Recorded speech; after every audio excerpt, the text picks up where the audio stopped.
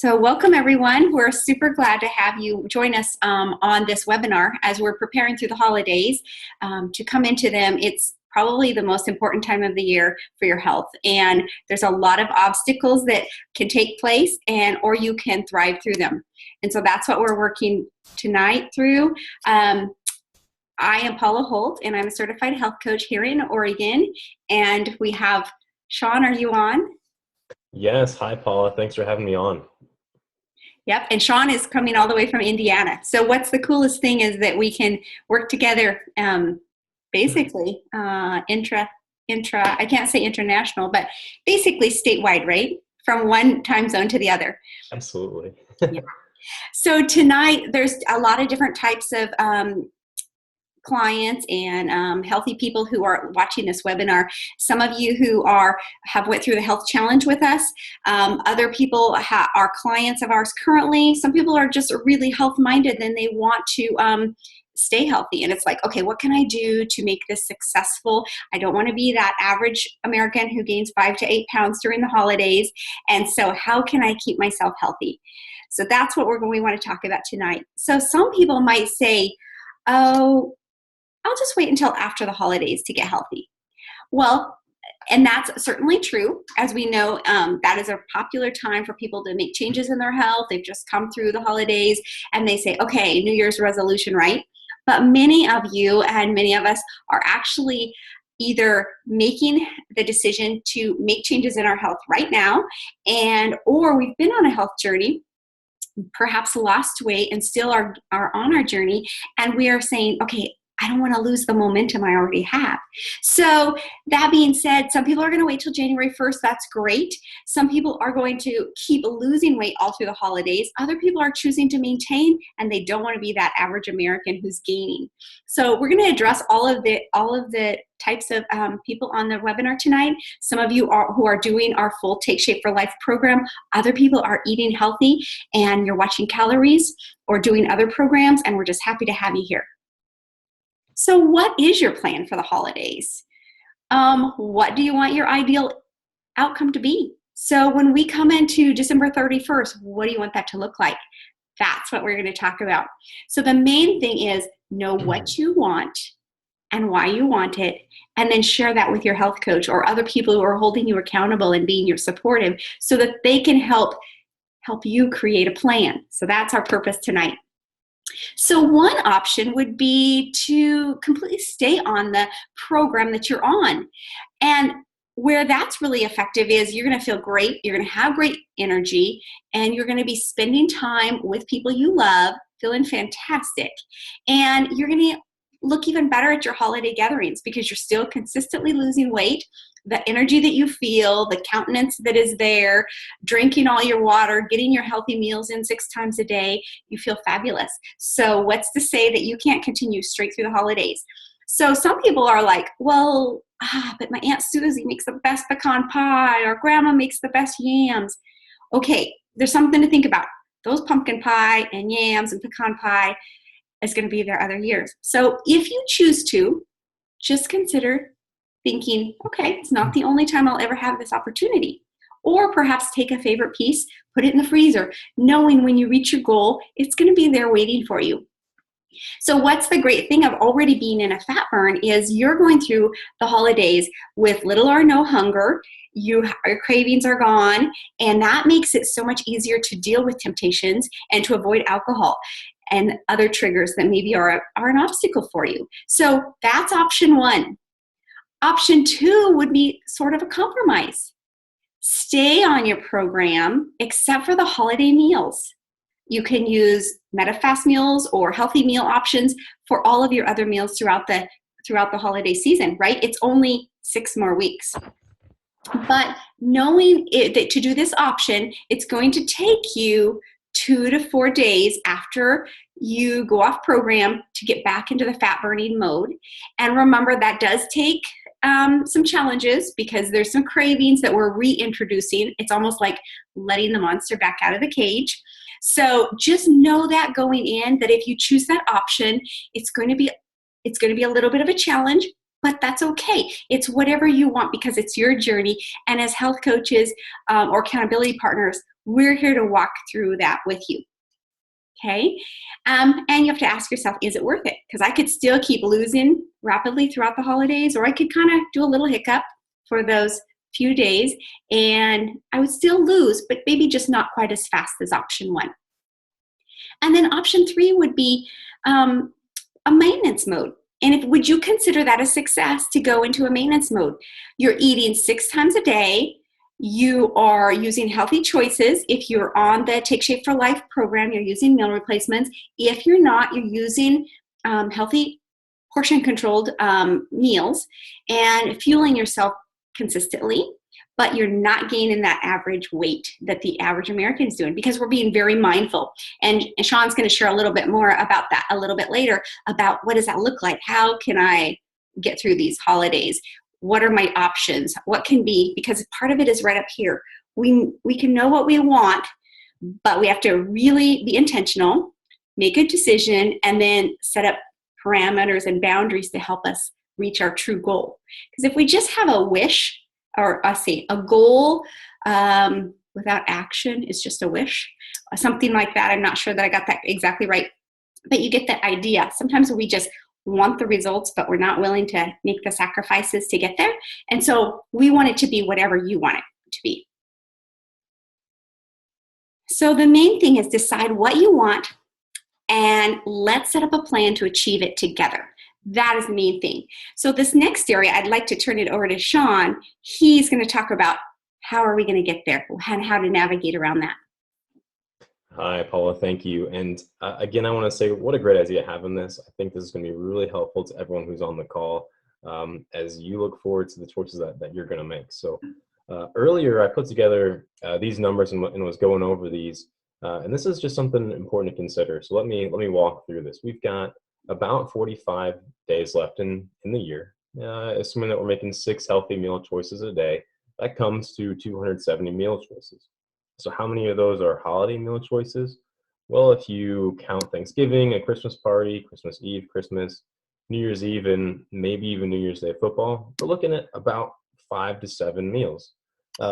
So really what I want to do is put things in perspective for you, because really with only those choices, choosing health is really doable if it's a choice that you make. Most of you are already making healthy choices 6 times a day. So can we be extra mindful and can we take extra action towards doing that during these 5 to 7 meals where we might have a little bit more temptation and a little bit more reasons why we might choose to fall off and eat that pie or that extra serving? All right, next slide. So really, we don't have to use the holidays as an excuse, and we really don't have to fear the holidays because all of you who've been on program know the power of it. You know how great it is to be in fat burn and to have the energy that you have. And most of you have already come through this journey, and really, have a lot to appreciate and can really be thankful for that. So let's go into this season with momentum and the thankfulness.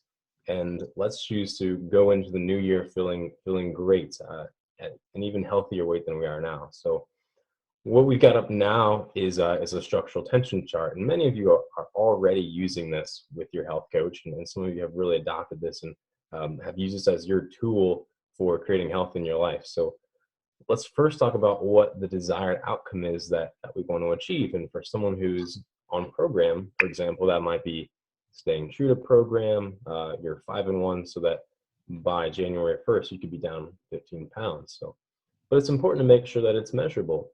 If you want to lose weight, think about how many pounds you want to lose. If you're in maintenance mode, is it you want to maintain within 1 pound up or down? I could say that's the situation for me is, I want to go in this holiday season, and I don't want to gain any weight. That's what I want. Next slide, Paula. So once you know what you want, let's talk about where we are right now. And let's be really realistic about it, because if we're honest with ourselves, and we're setting ourselves up for more challenges. So someone who's on program, maybe you've already lost 15 pounds and you're feeling great, but you know that these holidays are going to be a tempting time. Well, let's talk about that and let's make that something that we write down. and something that we discuss with our health coach. For me, I'm thankful to say that I'm at a healthy weight, but the downside to that is I can sometimes go into the holidays thinking that I can have a free pass at extra dessert, which unfortunately just isn't the truth. And I know that that's going to catch up to me if I don't face that fact. All right, next, Paula. So then action steps. This is what we're going to do to take ourselves from our current reality to where we want to be, to being healthier. So, for example, again, it might be committing to 5 and 1. So many of these things that you're already doing as part of a program, drinking a minimum of 64 ounces of water, having good rest, so you're going into those meals with a lot of mindfulness, and carrying bars with you at times, so you've got something on the go with you in case you're delayed or for some reason you don't have all the best meal choices available.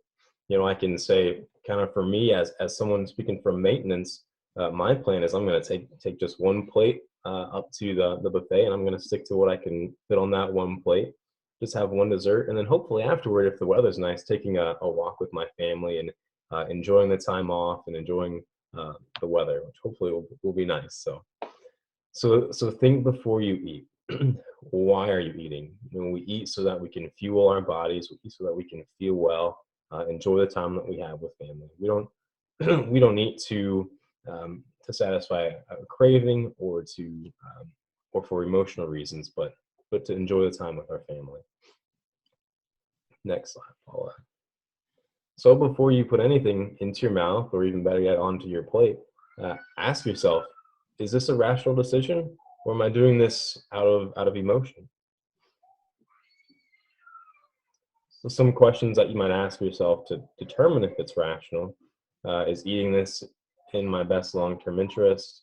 If I eat this now, how will I feel an hour from now, or maybe tomorrow, or maybe even a year from now if I continue to make these decisions? So this helps you engage both your rational brain and your emotional brain, and make sure the two are in alignment when you're making your decisions. And for those of you who really worked closely with your health coach, you know that this is Stop, Challenge, Choose. This is really part of the core of the habits of health. So one, before you do anything, stop and think before responding. This might be a great time to keep your water with you. Keep a water bottle, and if you see yourself approaching a dangerous decision, just stop and drink that water and ask yourself and challenge why do you feel the temptation towards that food, or whatever that decision is, and then third, choose your ideal outcome. Paul, I'll pass this back to you here. Okay, thanks, Sean. I love the Stop, Challenge, and Choose, because you're absolutely right. A lot of times we do the eating mindlessly, right? In Dr. Anderson's book, as many of you have already read, he talks about the behavioral chain of sitting down and eating a whole bag of cookies. And it's not that time he walked into the cupboard was the first time that entered our mind. It was when the coupon was clipped, then when we put it in our bag to go to the grocery store, then when we bought the cookies, and then we put them on the shelf, and then we sit down to watch a movie, and that's, those chocolate chip cookies are right in the cupboard. And so at that point is maybe one of the hardest times to stop. The easiest time to stop is actually at the beginning, when that thought starts to formulate in our mind. And so I love the Stop, Challenge, and Choose.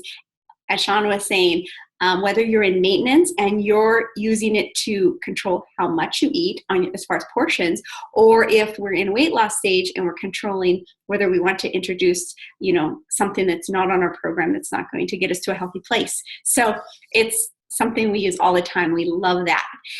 So I want to talk about some strategies and challenges and tips to get through the holidays. So when you're invited to an event or a gathering, it's okay to say no. Be selective. You don't have to go to every event.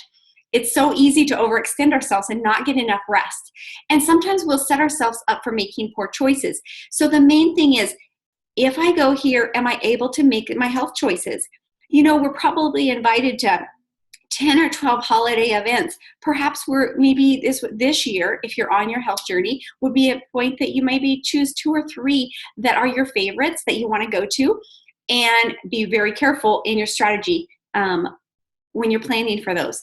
Always get plenty of rest, because sleep is a really important part of how we view temptation and how we view, determination. We often make poor choices when we're tired.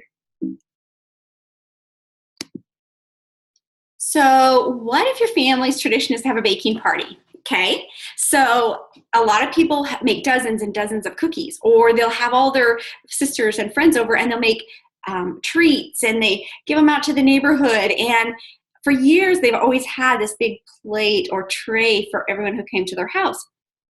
Is this lining up with the health choices that you want to continue to make? So maybe this is the year that you make non-edible gifts. What about soy candles or ornaments, or maybe something savory that you make and take? One of the problems with making it is it sits around our house, right? We don't always give it all out immediately. So it's there, and it can become a temptation and a trigger for a lot of people. So the other thing is, if you do choose to bake, maybe smaller portions, smaller batches, or less items that you can quickly get rid of. But if you start to bake, brush your teeth with extra minty toothpaste. These really work, right? Make sure you eat before you bake so that you're not hungry. Wash your hands frequently. That's going to keep you from nibbling or, licking your fingers. And then this is strategy of putting Vicks under your nose is a great idea, because that sugar, and it doesn't smell so good. It literally is a big deterrent, because a lot of our appetite comes from fragrance, right? And so if we can avoid that, we can nip a whole lot of thoughts right there.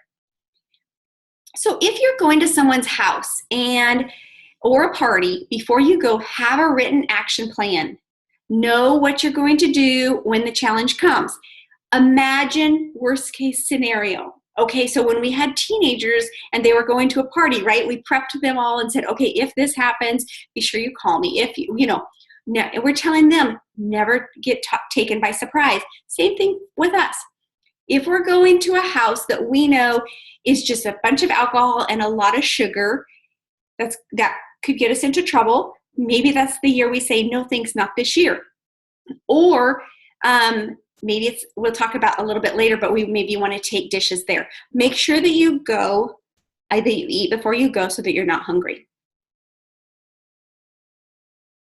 There we go. Okay, and then we want to put a plan together. And I would suggest that you put this plan together, whether you fill it out in detail or just in a small way on your phone. Because remember, if we write it down, a lot of times it sinks into our mind better. We actually create a strategy instead of thinking, oh, I'll handle it, I'll be just fine. Literally write it down. What is the goal of the evening? Focusing on people, your friends, the festivities of the holidays, and write down a specific personal goal. So if you need to fill one of these out for every holiday event, it would be a great idea, because you're creating your own success by taking the time to engineer it. Basically, you're engineering the outcome by creating this. And we will have copies of this for any of you who would like them. If you want to do it on a blank sheet of paper, that would be a great idea as well. But you want to do your personal goals, identify possible barriers or triggers that might be there, so that you just know if this is a weakness or a pitfall, you want to see it coming. And then put together a healthy strategy. Put it in place before you go, so that you know when this happens, here will be my reaction, and this is how I'm going to navigate this evening. Instead of food, focus on your friends and family. Enjoy yourself. Enjoy every moment with your family. And stretch your stuff. If you have already been losing weight and you're feeling great, let's wear a form-fitting dress or a new pair of jeans that fit you, and use this as a holiday. Use the holiday as an opportunity to be a role model of healthier living. You don't know who you're going to inspire while you're there. But also, if you walk into the room and everyone's saying, wow, you look amazing, that's going to help reinforce your own strategy for staying healthy eating during that party, because everyone's so proud of you and they're cheering for you. Position yourself away from the food. So that's probably not the time to hang out in the kitchen. Grab a small plate, as Sean was talking about. If it's a dinner plate, in Dr. Anderson's book, The Habits of Health, we talk about the 9-inch plate, perfect for that. But if it's a appetizer type snack place, make sure you take a very small plate and go through one time with making healthy choices. So take your plate and go into a different room. Hold your water bottle in your dominant hand at all times. It's going to keep you from reaching and nibbling. Another great idea is if you bring sparkling water, diet ginger ale, some treats that you can have, especially if there's going to be a lot of alcohol.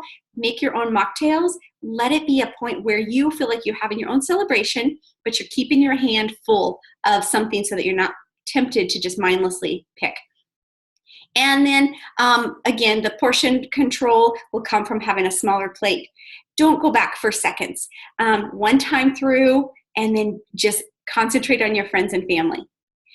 We can help you come up with fun recipes. You can get amazing recipe ideas off Pinterest with healthy ideas, because it doesn't have to be the things that you've always done. This is the time to make some changes, but they don't have to be boring. We're not talking about bringing a plate of celery. We're talking about making it healthy, but making it fun.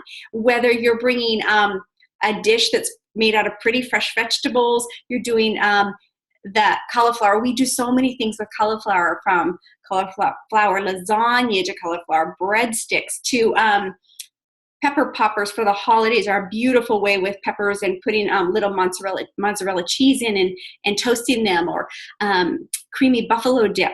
I mean, there's so much that we can do beautifully. And then when you put some festive centerpiece in the middle of your plate, I mean, you can be the star, because if everyone brings sweets, and guess what?